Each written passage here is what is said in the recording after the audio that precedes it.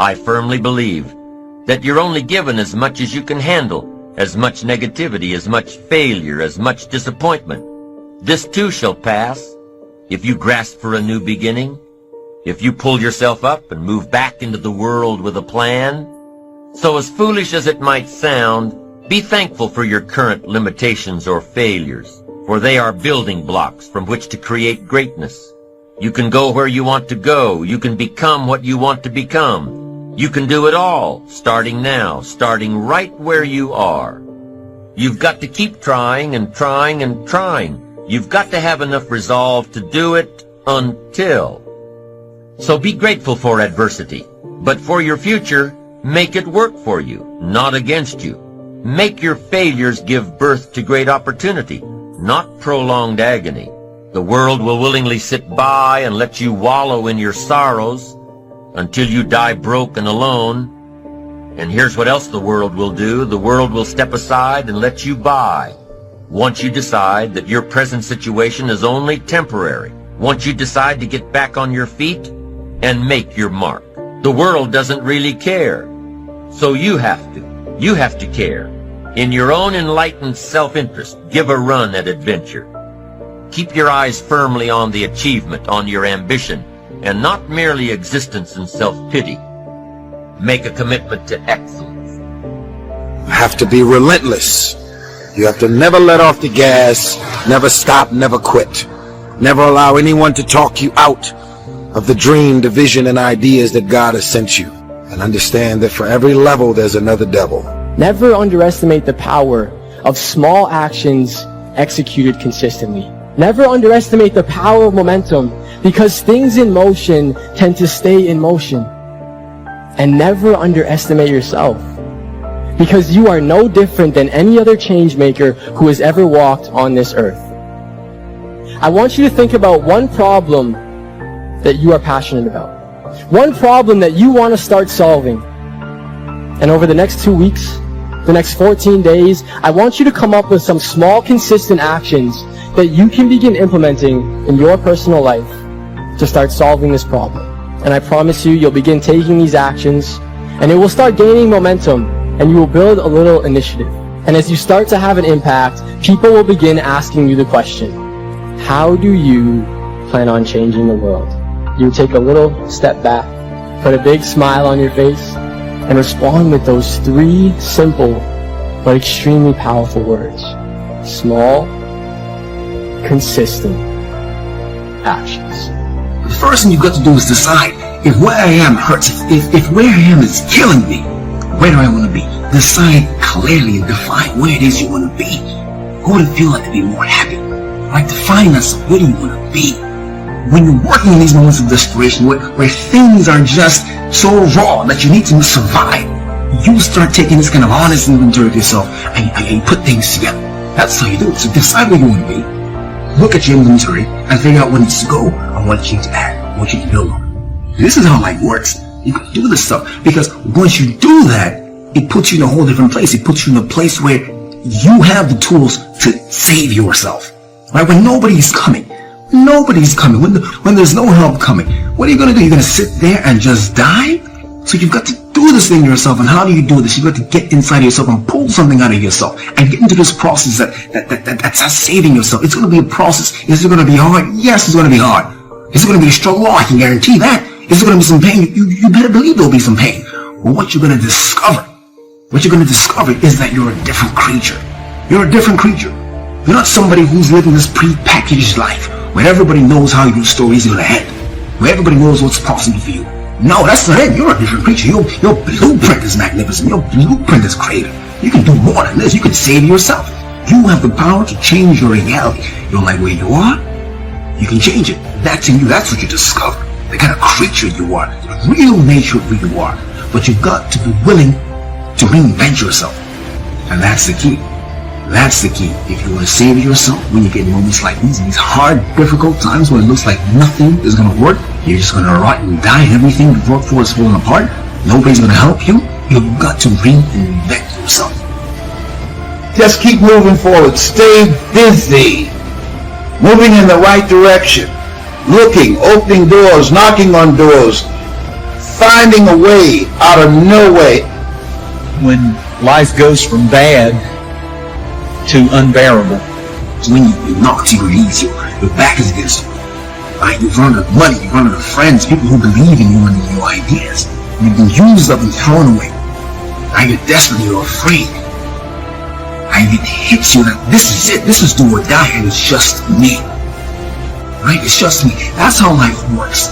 In life, things will happen to you that you can't expect, you can't anticipate, you can't plan for. They just show up. And at that point, you have a decision to make. You have a decision to make. You can decide, I'm going to quit. It's over. I can't do this anymore. I've spent too much time, too much blood. I've spent so much building this thing, working on this dream, raising this man. I can't do this anymore. It's over with me. I quit. You can decide that. Or you can decide that no, this isn't it for me. This is now my story ends. This isn't it. I just spent all this time building this business, raising these kids, building this family just to walk out on them. I didn't spend all these years being sober just to quit. Now, I didn't get this far just to die like a dog in the street. No, this isn't it for me. This isn't over for me. No, I'm going to survive this. All right, nobody has my back, but it's do or die, and I'm going to survive this thing. You can decide that, and when you decide that, you're doing that in a moment of desperation. And here's what I've discovered about desperation. In desperation, you discover truth. Truth. Because the walls fall down. Oh, that's the false part. I don't want to say this truth because you got to get out of here. No time for games, no more excuses. A lot of people give up. They surrender. They run with their tails between their legs. It's a God-ordained opportunity. There are opportunities here. In the midst of crises, 3 types of people going to come out of this. Millionaires, billionaires, and witnesses. People who stood around and watched. You have something special. You have greatness in you. And whatever, no test, no testimony, whatever is in front of you, you have the power to handle it. But I don't know what to do. Okay, got that. You don't know what to do. Figure it out. You don't have to know what to do. Walk by faith and not by sight. Figure it out. Everything that exists, somebody was willing to put in the energy and the time to figure it out. And even when we see the power of it, the need for consistency, we all know that it's underrated. It's not celebrated. We can flip through Instagram and we can flip through social media and celebrate when someone loses. It's easy to celebrate when someone loses 50 pounds in 2 weeks, and we celebrate it and it's awesome, and I think we should. But it's easy to overlook the person who's maintained a weight for a whole year from consistently eating healthy, consistently working out, and consistently making decisions every day to maintain the year goal weight. It's easy to celebrate one-offs, to celebrate the moment, and we should. Hear me. I am just telling you that we get bored of consistency. You see, we assume in our culture today that growth, new levels, promotion all come quickly as a result of a moment of faith. We celebrate the tip of the iceberg, but what we often miss and what is underrated, Daniel, is this huge amount of consistent faith under the water. What areas of your life do you need to be more consistent in? Some of your thoughts and visions are so big and so outlandish and so powerful and amazing. You'll end up talking yourself out of that dream from saying, I can't afford that. Well, guess what? There's a lot of shit I can't afford. There's a lot of visions and dreams that I still can't afford. I came here to remind you that when people laugh at your visions and ideas, it's only because they don't have their own visions and ideas around what they're supposed to do with their life or their careers. People that don't have their own visions, they become vision killers. They don't have dreams for themselves. They don't have any hopes. They're hopeless. They're uninspired, unmotivated. They have no dreams. They have nothing they're ambitious about. But I want to remind you to continue to dream. Dream big. I have a habit I'm dreaming with my eyes open. I get very inspired by the things I see. I just wanted to remind you to dream and dream big. You have to be able to see what doesn't exist in order to be able to pull off or achieve what in most people's minds seems to be impossible.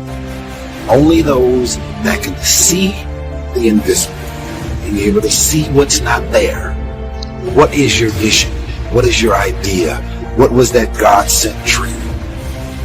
Only those that can see the invisible can do what seems to be impossible. You have to be awfully immature to think that every day is going to be a good day. Some days are better than other days. And some days, if it ain't one thing, it's another. Sometimes bad things, horrible things happen to you. And I don't know why, but life isn't fair. Life isn't fair. Life just is. It wasn't fair.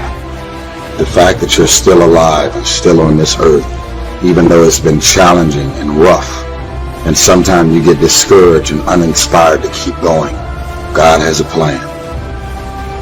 You will grow through what you go through. Everything that you're going through, at some point, it makes no sense to you right now. But at some point, God is going to reveal to you why all of these issues, challenges, and problems continue to show up and what you were supposed to learn from it. A good person in the wrong place, in the wrong time, can end up just a victim of fate and of reality. And it can be horrible and heart-wrenching. And disease, cancer, MS, horrible diseases, accidents.